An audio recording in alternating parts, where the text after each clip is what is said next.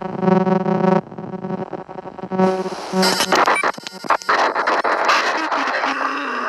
him his face back now. But he... Now! I can't see! Help! Help me! My legs! My arms! Okay, calm down. The wire's just bent. Just hold on.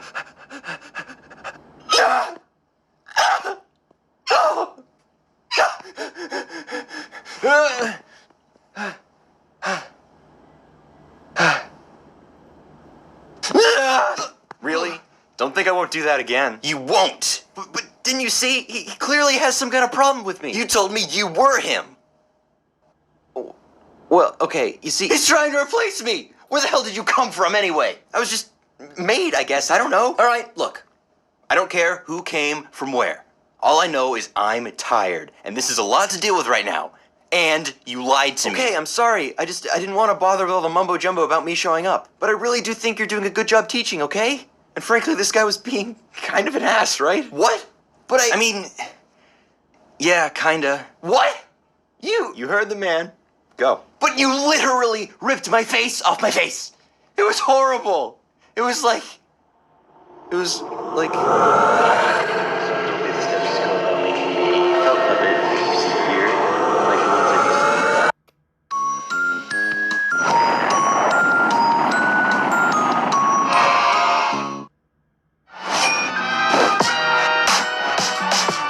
That's money. That's cash out.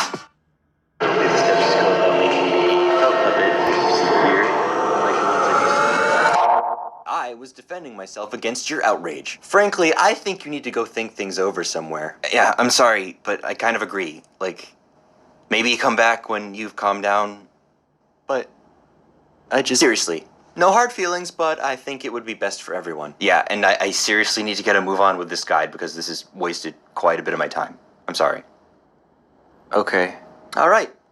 We'll see you at some point in the future. Whoa!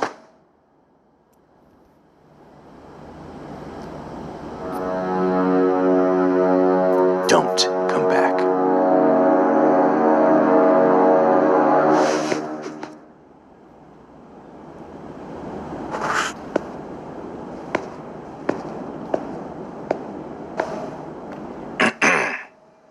Sorry again for not telling you. Enough about that now, let's just get to the guide. Okay. Hello everyone, I hope your day's going well and welcome to this episode of Crambusher's Guide. Last episode we finally conquered the mechanics of a walk cycle, and today, instead of just mouthy things like in the lip sync episode, we're gonna go over how the whole face moves. Yay. So once again, I've got my friend here to give me a few examples to refer to throughout this episode. You up for that? Oh, yeah, sure. What do you need? I'll just say when I need some kind of expression or look, and then I'll come back to you and you just do what I'm talking about. Cool? Yes. Cool. Alright, so we're focusing on the face this time, as you know. And what do most, if not all, faces have on them?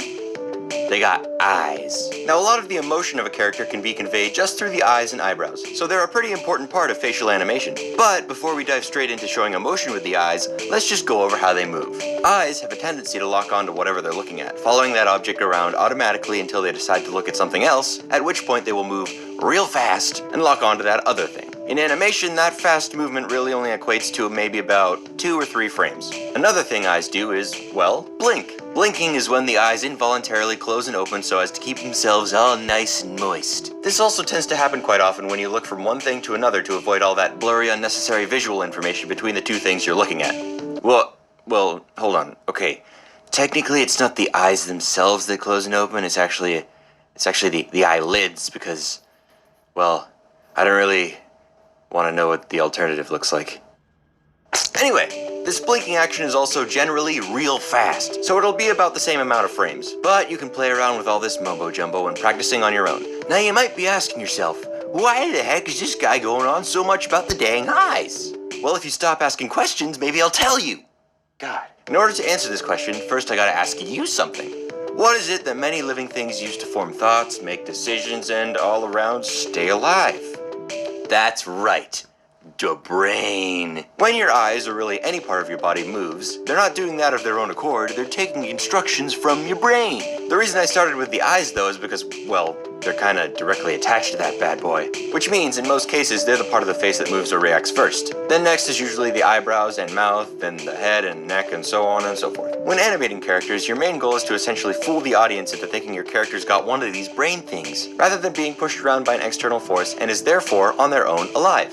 I'm not gonna go on too much about the whole body though, because that's a different episode, so let's get back on track. So we've gone through the basic mechanics of how a character's face moves and why it moves that way, which means we can start putting that knowledge to practical use. Okay, so here we have our character, right now just standing still, and as you can probably tell, they seem kind of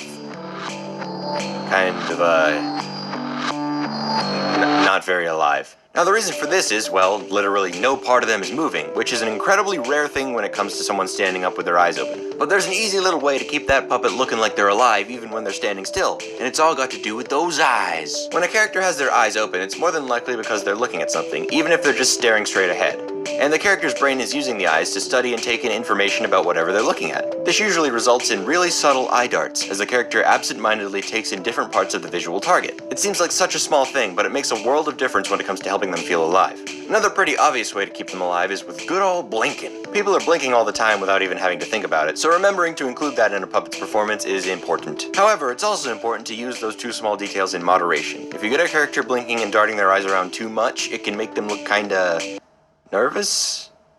Insane? Yeah. That's money. That's Cash App. Nervous? Insane? One of those. Anyway, moving on now, let's give an example of the movement delay when it comes to different parts of your body with a simple turn of the head. So here, our character is looking one way, then seeing something in their peripherals and turning their head to look at it. You'll notice that when they do this, their eyes move first, and are already locked onto their target well before the head finishes its movement. If we were to just turn the head and not have the eyes move first, then the resulting action would be kinda creepy. There are some rare exceptions to this though. For example, if your character is reading a book or something and they're trying to sneak a few more words in before looking over at someone off screen, their eyes stick to the page a bit longer before finally following the head. Another little thing that helps when doing a simple head turn is a little dip in the arc of the head as it turns, instead of just having the head rotate on one axis. This feels like a pretty natural thing for someone to do, however there also can be exceptions to this too if your character is intentionally moving in some other way. Alright, so we've got the movements out of the way, and it's finally time for proper emotions. Like I said before, a lot of emotions can be conveyed just through the eyes and eyebrows. A few basic brow shapes are a raised brow, which could be happy or surprised, the brows lowered and raised in the middle, which can indicate being sad, or if they're tilted the opposite way, that can mean anger. And finally, if only one brow is raised, that could be seen as confusion or puzzlement. Only using the eyebrows has its limits, however, and bringing the eyelids into the mix can help specify the emotion of your character. Adding a bottom lid raise to an eyebrow raise makes the character look more discernibly happy, while a lower top lid and lowered brows can make them look kinda miffed, to name a couple examples. But here's where we get into even more complex territory, which is what I like to call mouth relations. I don't like the phrasing of that. So what I mean by this is that the expression of the mouth can alter the intent of the eye and brow shapes, leading to an even wider range of emotions. I'll show you what I mean by going through a few basic brow shapes twice, but one set with a smile and one set with a frown. You can see that the character's expression goes from happy to kind of warm and caring to determined or maybe even a bit sinister. Whereas when we switch to a frown, they go from kind of a blank stare to sad and then to angry. Then you can exaggerate the mouth shapes to make the expressions even more intense. Now it's not completely impossible to pull off these different emotions if say your character has no mouth, but the emotions might require more reliance on the context of a scene or body language to be properly conveyed. And again, that's not this episode. Okay, on to the final section. People go through a wide variety of expressions and emotions depending on any given situation, sometimes over the course of a few hours and sometimes even just a few seconds. But for this example, we're going to keep it simple and just go from one expression to another and just change the amount of time it takes to see how that affects the intended emotion. So if the transition between the two expressions is only a split second, this can indicate that the character has been surprised by something off screen, and whatever they're looking at made them go, "Whoa, jeez!" But if we drag out that change and make it real slow, then whatever they're looking at off screen is, well, let's just say I'm glad it's off screen. Hopefully this shows that timing between those two expressions is just as important as the expressions themselves. And there are so many more ways to show how a character is feeling outside of this example.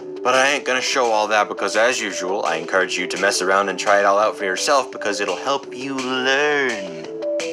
Probably. Alright, that's it for this episode. I hope you enjoyed. Thanks for watching and take care. Bye-bye.